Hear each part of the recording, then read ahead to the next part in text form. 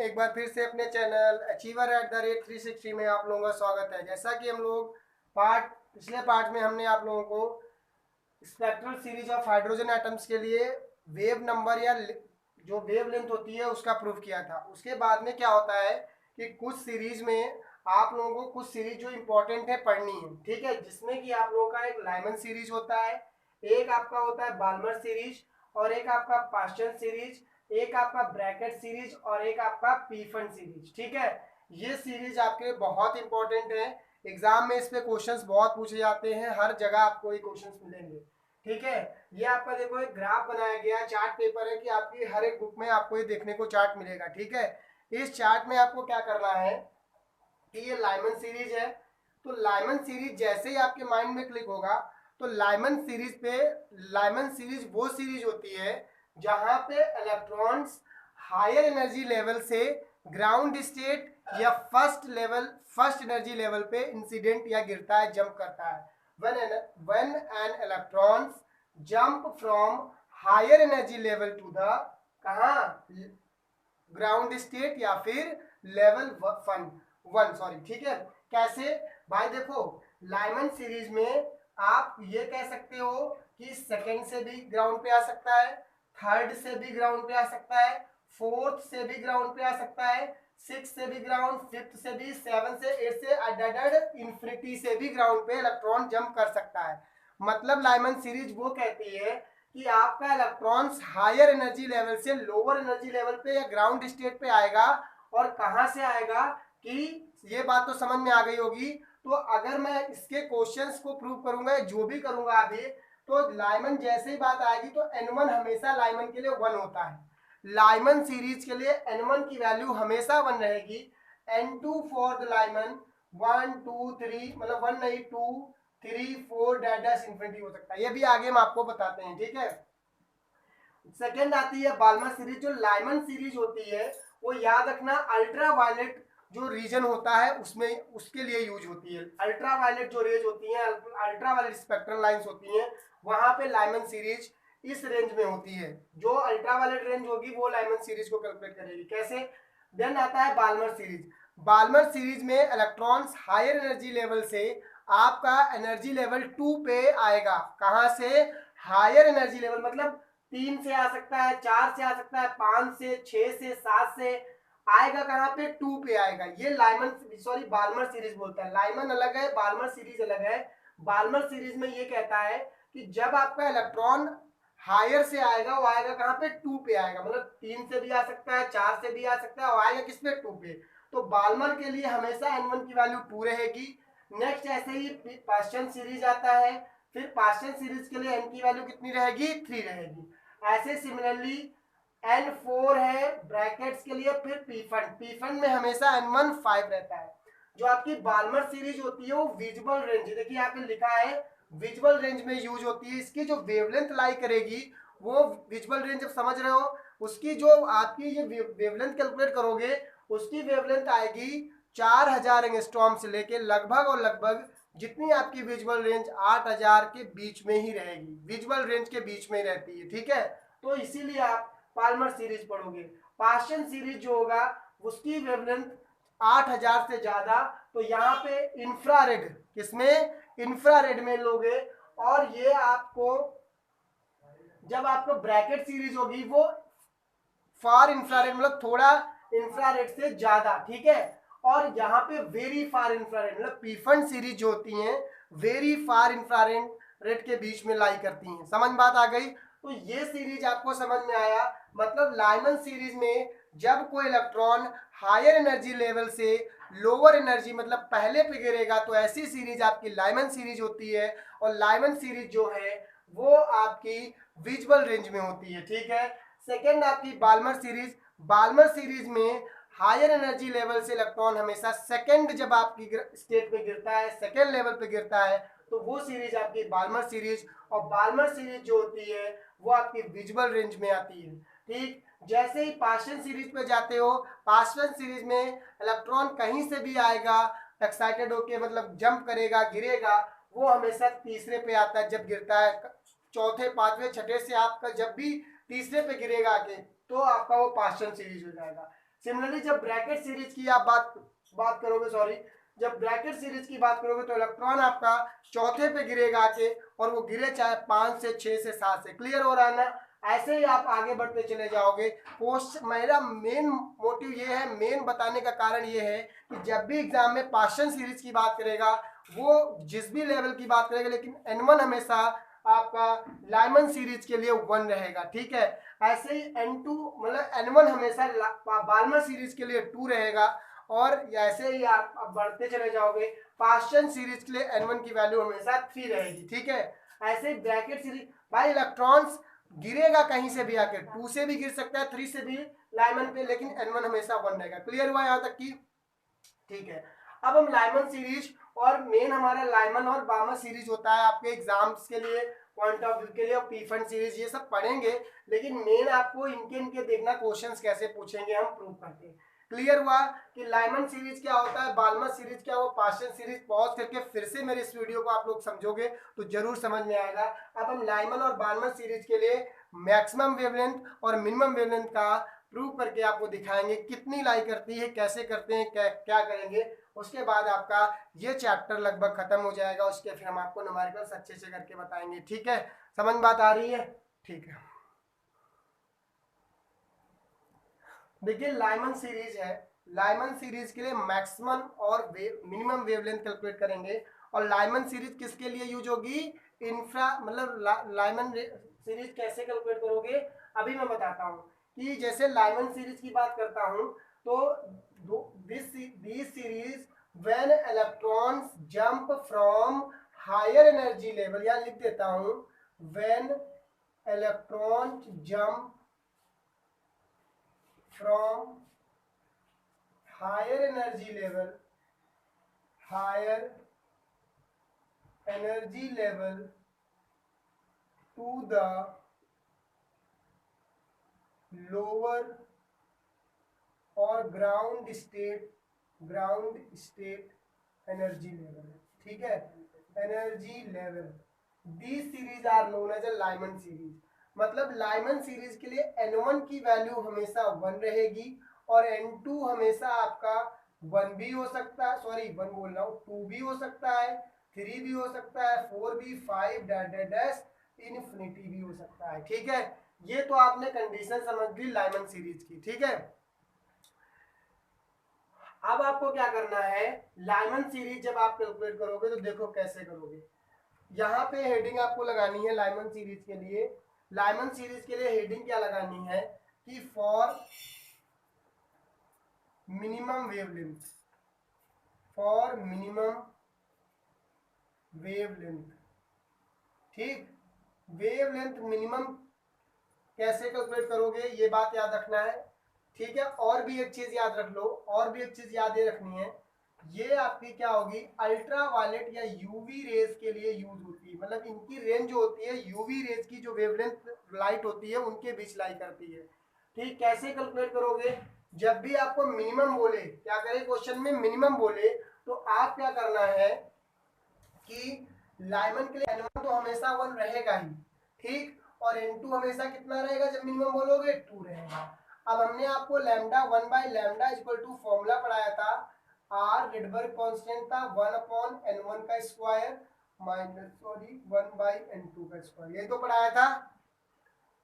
Clear हुआ? ठीक है, अब यहाँ पे 1 by lambda equal to R की वैल्यू कितनी आपको क्वेश्चन में दी गई है, वो अभी की बात करता हूँ 1.0987 इंटू 10 टू पावर 7 होती है। ठीक, ठीक है, 1 अपॉन N1 की वैल्यू कितनी दी है, 1 है, तो 1 लिख दीजिए, 1 का स्क्वायर 1 माइनस 1 बाई 2 का स्क्वायर कर दोगे।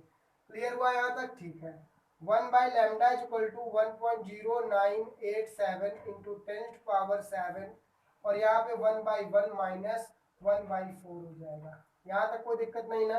1 by lambda equal to 1.0987 into 10 to power 7, और यहाँ पे एलसीएम ले लोगे 4 माइनस 1 बाई 4 हो जाएगा। ठीक, 1 by lambda equal to 1.0987 into 10 to power 7, और यहाँ 3 बाई 4 हो जाएगा। क्लियर हुआ यहाँ तक की? ऐसे ही आपको इसको सॉल्व करना है।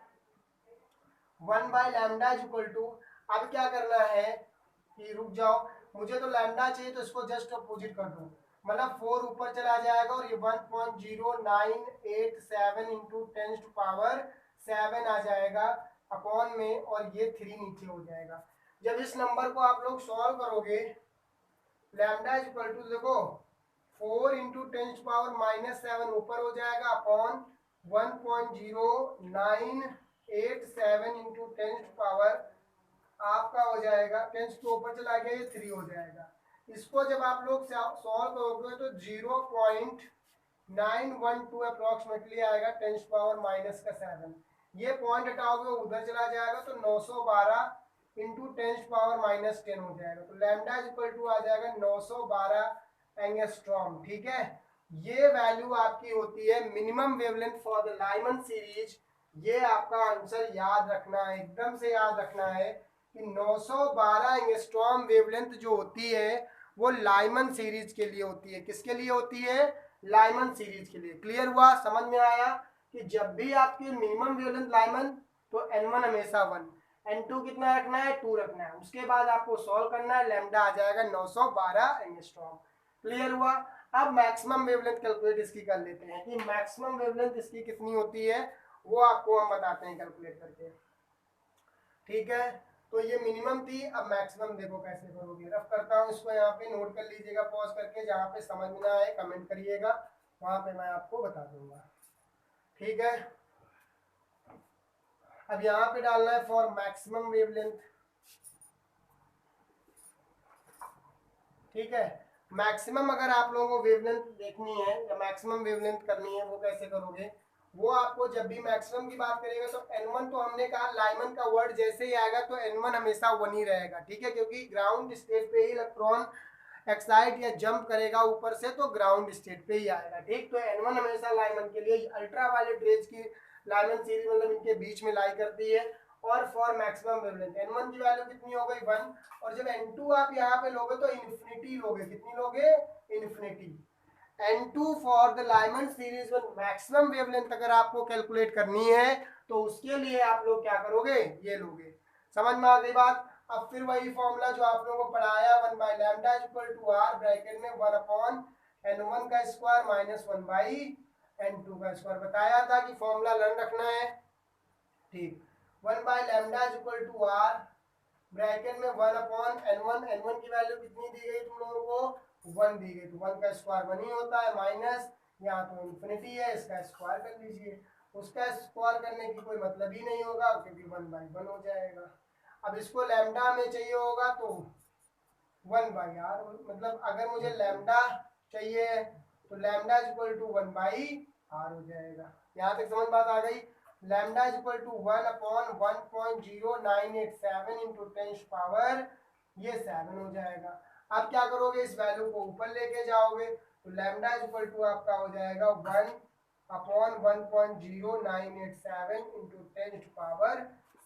माइनस का अपॉन हटाओगे, 1 2 3 4 जीरो है, 4 जीरो बढ़ा दोगे, 1 2 3 4 ही तो है। नहीं, पॉइंट के बाद हाँ ठीक, ये आ गया। अब इसको आप इसको क्या कर लोगे? सॉल्व करोगे। ठीक है, इसको क्या कर लोगे? सॉल्व कर लोगे। इसको जब सॉल्व करोगे तो आपका वैल्यू कैलकुलेट हो जाएगा। ये जो कैलकुलेट आएगा तो याद रखना 1216 एंगस्ट्रॉम आएगा कैलकुलेट होकर। ठीक है, कैलकुलेट करके देख लीजिएगा, यही इसका आंसर होता है। आपको याद रख लेना, कैलकुलेट कर लेना, डिवाइड कर लेना। ये 1216 एंगस्ट्रॉम वैल्यू होती है इस लाइमन सीरीज, मतलब उसकी मिनिमम वेवलेंथ अगर कोई पूछेगा फॉर द लाइमन सीरीज तो लैम्डा जो होगा, लैम्डा मीन जो होगा वो आपका 912 एंगस्ट्रॉम होता है, और लैम्डा मैक्स जो होता है वो आपका 1216 एंगस्ट्रॉम होता है। बात समझ में आ गई? ठीक है, यहाँ तक कोई दिक्कत नहीं ना। अब हम लाइमन सीरीज का कैलकुलेट कर लिए, इसी तरीके से हम किसके लिए करेंगे? बाल्मर सीरीज के लिए। ठीक है, बाल्मर सीरीज के लिए भी कैलकुलेट करके बताते हैं। नेक्स्ट देखो, बाल्मर सीरीज है। ठीक है, कैसा है? बाल्मर सीरीज हो जाता है। तो बाल्मर सीरीज में क्या होता है? When electron jump from higher level to the second energy level. Second energy level. मतलब समझ में आया? जब आपका कोई इलेक्ट्रॉन हायर एनर्जी लेवल से सेकेंड एनर्जी लेवल पे एक्साइट करता है, हमने बताया था ना, जब भी लाइमन बाल्मर सीरीज की बात होती है तो N2 इज इक्वल टू आपका कितना होता है, N2 की वैल्यू हमेशा, मतलब N2 में बोल रहा हूँ, N1 की हमेशा वैल्यू 2 होती है, और N2 आपका 2 भी हो सकता है, 3 भी हो सकता है, 4, 5 डैश इन्फिनिटी भी हो सकता है। ठीक है, ये आपका बाल्मर सीरीज के अकॉर्डिंग बात होता है। ठीक, अब हम इसकी मैक्सिमम मिनिमम वेवलेंथ कैलकुलेट कर लेते हैं। ठीक है, मैक्सिमम एंड मैक्सिमम वेवलेंथ, ये डाल दो मैक्सिमम, मैक्सिमम पहले नहीं मिनिमम कर देते हैं। ठीक है, तो मिनिमम वेवलेंथ इसकी कैलकुलेट करेंगे, मिनिमम वेवलेंथ। ठीक है, तो मिनिमम वेवलेंथ, और ये जो होता है वो विजिबल रेंज में आता है। किस में आता है? विजिबल रेंज की जो वेवलेंथ होती है उसके बीच में लाई करेगी। विजिबल रेंज की जो वेवलेंथ होगी उसमें आपका बाल्मर सीरीज आता है। ठीक है, कैसे इसको करोगे? मैंने पढ़ाया है, वही फॉर्मूला फिर इसे यहाँ पे भी लगा दो। 1/λ is equal to r bracket में 1/n1 का स्क्वायर माइनस 1/n2 का स्क्वायर। जब आप इसमें मिनिमम में करोगे तो n1 की वैल्यू 2 होती है और n2 की वैल्यू 3 होगी, जैसे अभी हमने लाइमन सीरीज किया था। तो 1/λ इज इक्वल टू r की वैल्यू 1.09876, जो भी आगे रखना चाहो, अपॉन 1/2 का स्क्वायर माइनस 1/3 का स्क्वायर। समझ बात आ गई? ठीक, 1/λ is equal to 1.0987 into 1/4 minus 1/9। ठीक है, 1/λ is equal to 1.0987 into LCM होगा कितना, 36 हो जाएगा। यहाँ से आप लोग क्या करोगे, इसको 4 को 36 से 9 माइनस 9 को यहाँ 4 हो जाएगा। ठीक है, यही तो होगा। ठीक, 1/λ इज इक्वल टू 1.0987 इंटू 5/36 हो गया ये। ठीक है, अब क्या करना है हमको, इसको वैल्यूज को चाहिए, तो यहाँ से हो जाएगा lambda is equal to 36 upon का, और यहाँ पे इंटू 10⁻7 भी होगा इसकी वैल्यू। ठीक है, 10⁻7 ये लिख लीजिए, क्योंकि रेडबर्ग कांस्टेंट की एक वैल्यू लिखवाई है। तो यहाँ से आपका हो जाएगा 1.0987 इंटू 10⁻7 इंटू का 5। ठीक, इसको सॉल्व करो तो ये आपका 36 इंटू 10⁻−7 हो जाएगा, अपॉन का 1.0987 इंटू 5। ठीक है, इसको क्या कर लोगे, इसको आप मल्टीप्लाई करिएगा, इसको क्या करो, डिवाइड कर लो इससे। ठीक है, इससे जब इसको डिवाइड करोगे तो 36 है, फिर है डिवाइडेड बाई, फिर है 1.0987 मल्टीप्लाइड बाई 5 है। ठीक है, तो ये आपका वैल्यू निकल के जब आएगा वो आ जाएगा आपका 6.5531 इंटू 10⁻−7। ठीक है, ये 3 डिजिट अगर उधर ले जाओगे तो 1 2 3, मतलब आपका आ जाएगा लैम्डा इक्वल टू 6555.1 इंटू 10⁻−10, मतलब अप्रॉक्सीमेटली मैं 6555 एंगस्ट्रॉम लिख सकता हूँ। ये आपकी लैम्डा मीन की वैल्यू है। बात समझ में आ गई? ठीक है, इसको आप लोग ऐसे कैलकुलेट कर सकते हो। ठीक है, नेक्स्ट हम मिनिमम मैक्सिमम वेवलेंथ कैलकुलेट कर लेंगे। किससे दिख रहा है ना? ठीक है, इसकी मैक्सिमम वेवलेंथ देखो आप कैसे कैलकुलेट करते हो आप लोग, बाल्मर सीरीज की मैक्सिमम वेवलेंथ। ठीक है, तो मैक्सिमम वेवलेंथ अभी कैलकुलेट करके आप लोगों को बताते हैं। मैक्सिमम वेवलेंथ जो है उसको कैसे आप लोग कैलकुलेट करोगे। ठीक है, तो मैक्सिमम वेवलेंथ देखो, मैक्सिमम, ठीक, फिर वही कहानी है, आप लोगों को पढ़ना। ठीक, तो जब मैक्सिमम पढ़ोगे तो n1 की वैल्यू तो 2 रहेगी, लेकिन n2 आपका इस समय इन्फिनिटी हो जाएगा। n1 की वैल्यू तो 2 रहेगी, लेकिन n2 आपका इन्फिनिटी हो जाएगा। तो 1/λ इज इक्वल टू, फॉर्मूला लगाना है r ब्रैकेट में 1/n1 का स्क्वायर माइनस 1/n2 का स्क्वायर। ठीक, 1 बाई लैम्डा 1.0987 इंटू 10⁻7, ठीक है। और यहाँ 1/1 का सॉरी 1/2 होगा 2 का स्क्वायर माइनस 1/∞ का स्क्वायर, ठीक है। तो ये तो कहानी खत्म करेगा। 1 by lambda equal to 1.0987 into 10⁻7, ये आपका 1/4 हो जाएगा। इसका उल्टा कर लोगे तो लैम्डा इक्वल टू 4/1.0987 इंटू 10⁻7 हो जाएगा। अब क्या करना है, ये प्लस में ऊपर जाएगा तो माइनस में होगा, तो lambda equal to 4 into 10⁻⁻7 upon का 1.0987। अब क्या करोगे आप लोग, इसको इससे डिवाइड कर लीजिएगा। 4 डिवाइडेड बाई 1.0987, ठीक है।